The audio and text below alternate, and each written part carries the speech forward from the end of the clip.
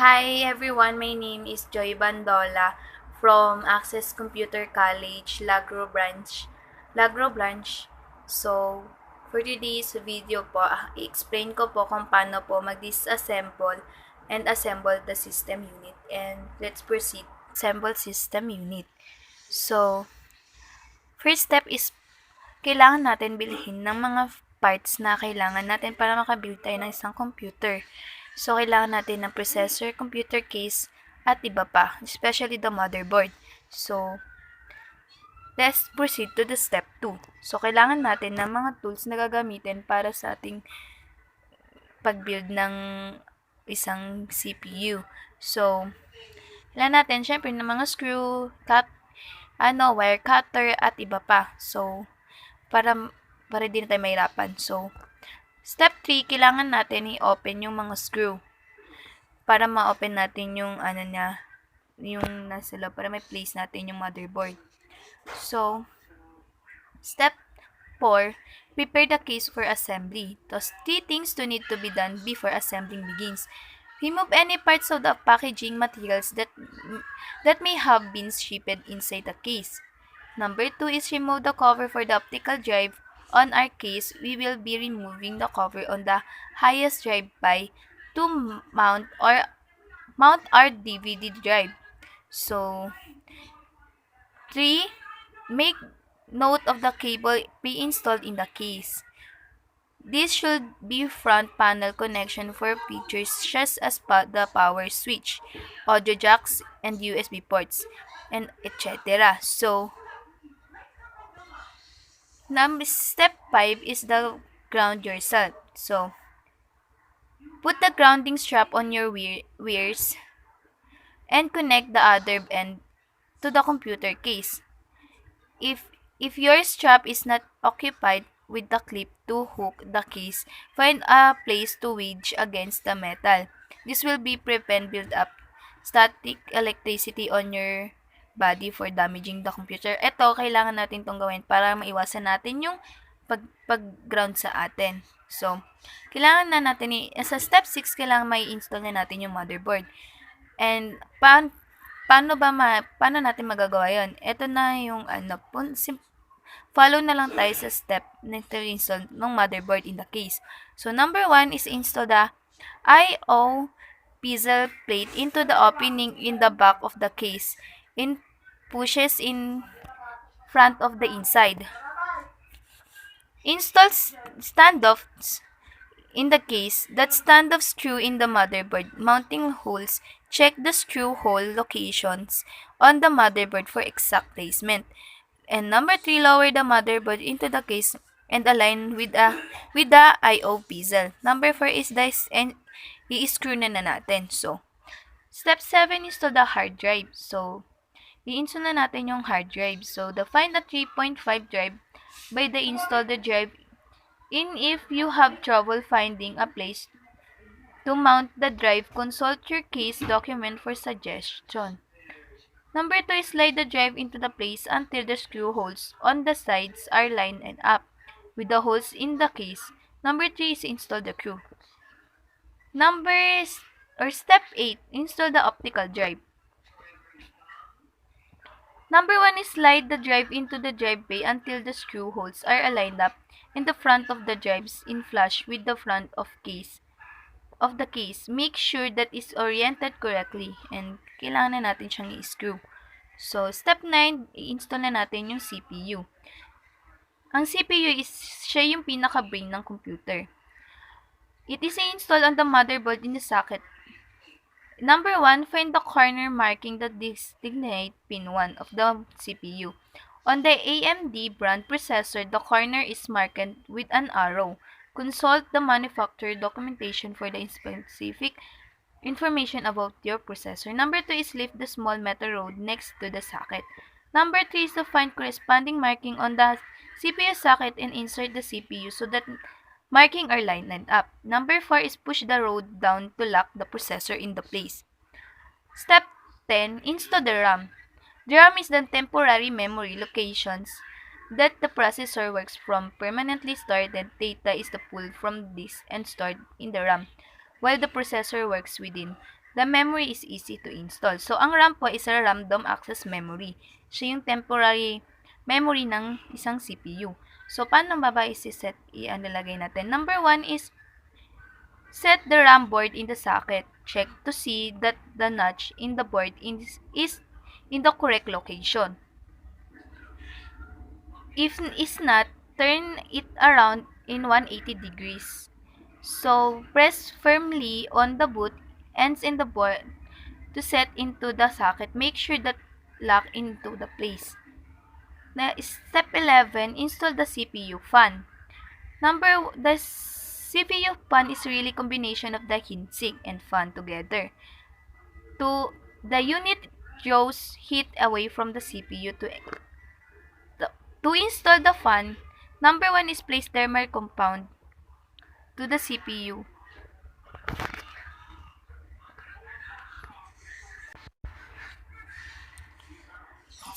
Number 2 is set the fan assembly on the CPU with monitoring tab aligned. Number 3 is pull the locking rod down on the fan assembly to lock into place. 4. Connect the fan assembly power connector to the motherboard. Consult. Step 12. Install the case fan. So, dito na tayo sa fan. So, now the case fan is usually installed on the back of the panel of the case. Number 1 is align the mounting holes by holding the fan to the mounting pad on the inside of the case.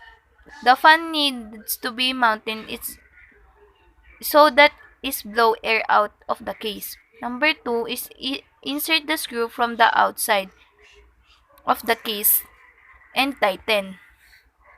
Step 13, install the power supply. Insert na natin yung power supply. Yung dito makikita yung mga paano natin bubuksan yung i-open natin yung system natin. So, number 1 is align the mounting holes in the case and power supply. Number 2 is screw na natin and tighten natin. Step 14, cables. Dito na tayo sa pagko-connect ng mga wires. So, every devices that has been installed needs power to power supplies connector are shown. The motherboard has 2 power connection, and there are 2 connectors specifically for the SATA devices. The other connection will run the fan and other non-SATA devices. So, the data cables connect drives and the front panel device to the motherboard.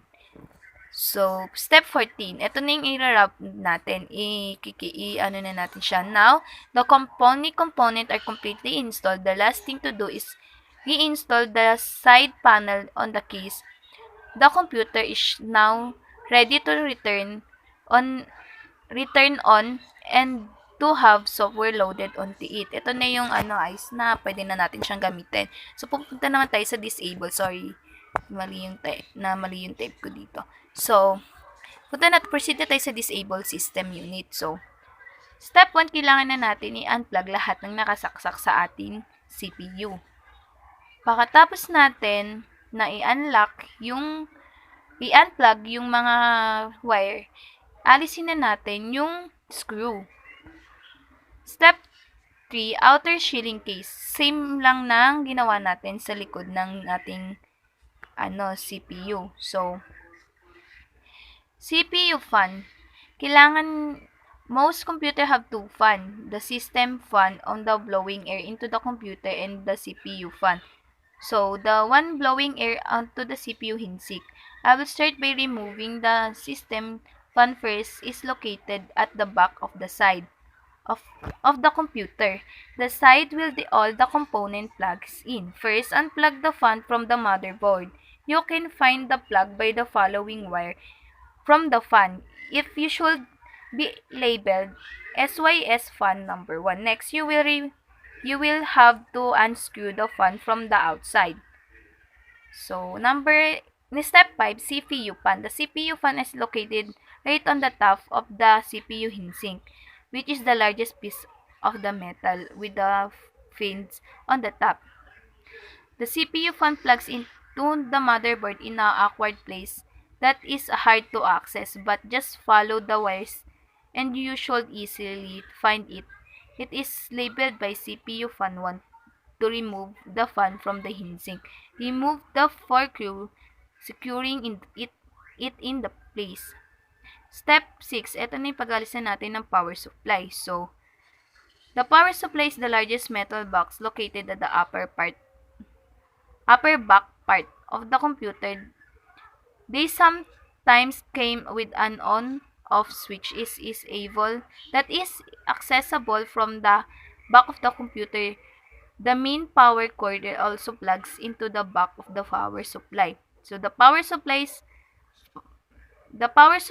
power to every component in a computer. Therefore, it has the most wires out of every other component in the computer. The first thing I will do is unplug every wire coming from the power supply.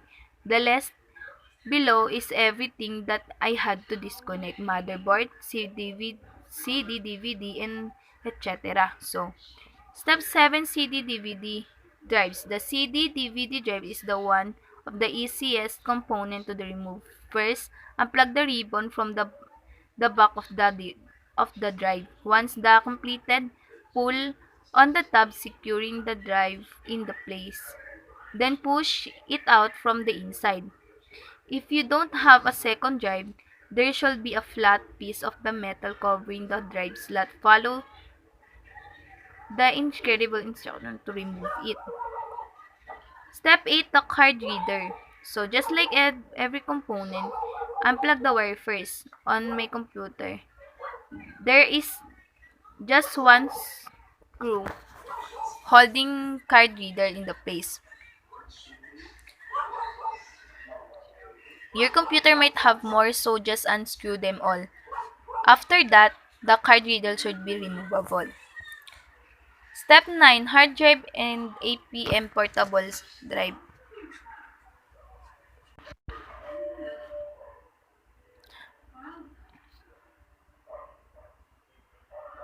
The portable hard drive slot is secure the same way the CD DVD drive is, with the top. Pull on the tab, then slide it a slot to remove the hard drive from the side of the slot. Unscrew the first screw, securing it in place. You must be very careful.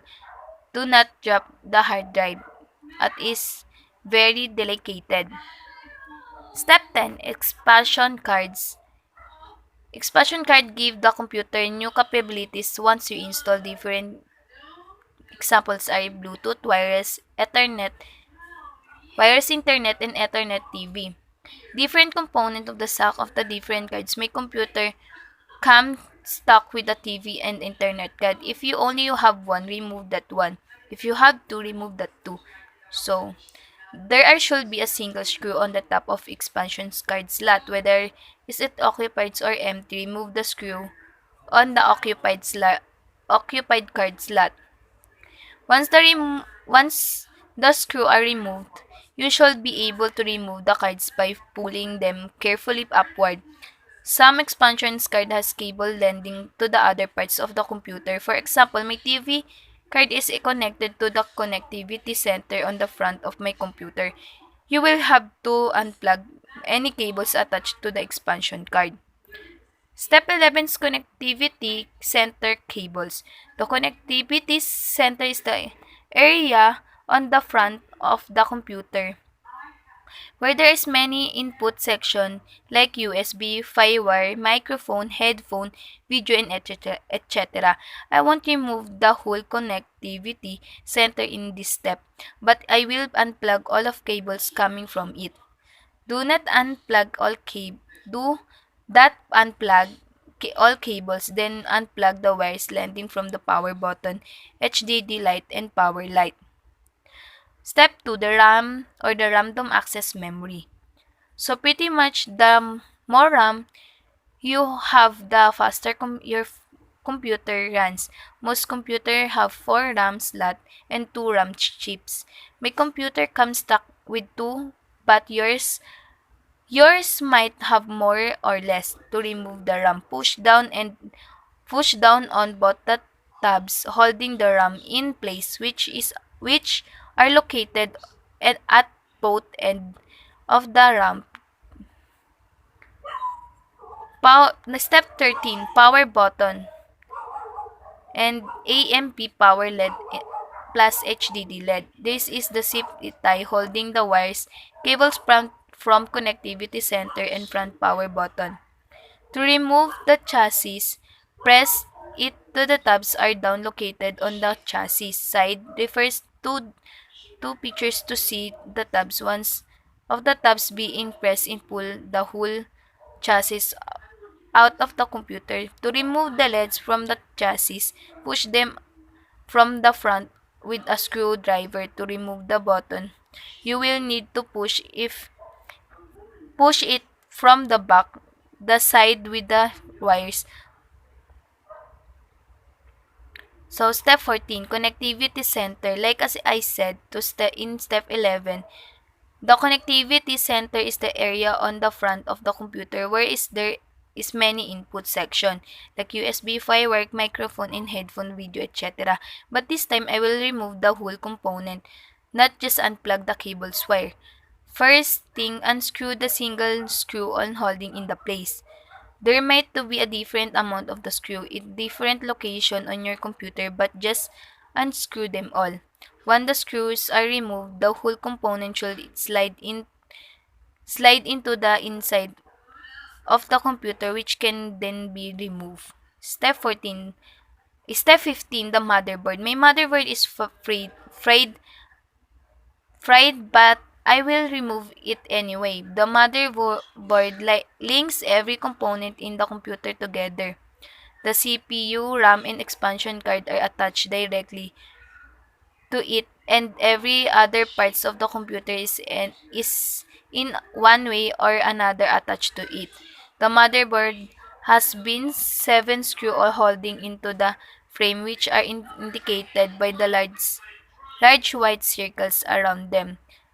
Remove those 7, then lift the motherboard out of the frame. So, it's done. Tapos na ang ating ginawang pag-disassemble. So, yun lang. Thank you. Thank you. Thank you. Keep safe everyone.